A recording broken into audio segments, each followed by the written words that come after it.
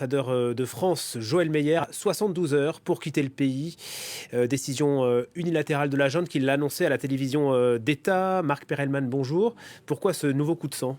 C'est tout simplement la suite de l'escalade verbale qu'on voit entre Paris et Bamako depuis quelques semaines. Il y a des tensions à propos de la junte, à propos de certaines décisions, la remise en question notamment de la force des spéciales Takuba, la force européenne. On a vu que le Mali a demandé et obtenu que les soldats danois qui avaient été déployés se retirent.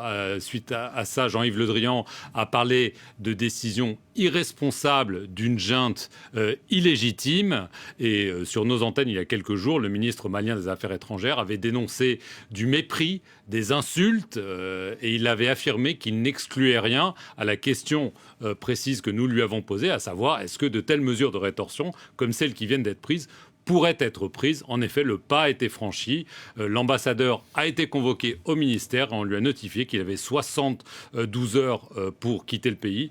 C'est donc clairement désormais une crise ouverte entre Paris et Bamako. Et la logique serait qu'il y ait une décision similaire, réciproque de Paris vis-à-vis de Bamako dans les heures qui suivent. Et la logique, la suite, c'est peut-être aussi un retrait militaire de la France au Mali. La question est désormais ouvertement posée. C'est vrai qu'il y a toutes ces tensions politiques, mais la question de la présence militaire française au Mali est désormais sur la table. Les autorités maliennes affirment qu'elles veulent revoir l'accord de défense avec la France, elles veulent revoir les accords qui ont permis le déploiement encore assez limité, parcellaire de ces forces spéciales européennes, mais désormais la question est posée et les autorités françaises ont affirmé qu'elles consultent les autres forces européennes pour savoir que fait-on ? Pourquoi reste-t-on ? Comment reste-t-on ? Jusqu'où reste-t-on ? Et surtout, jusqu'à quand reste-t-on ? Donc c'est vrai que la situation sécuritaire demeure extrêmement volatile, mais les autorités maliennes affirment que désormais, elles ont l'aide notamment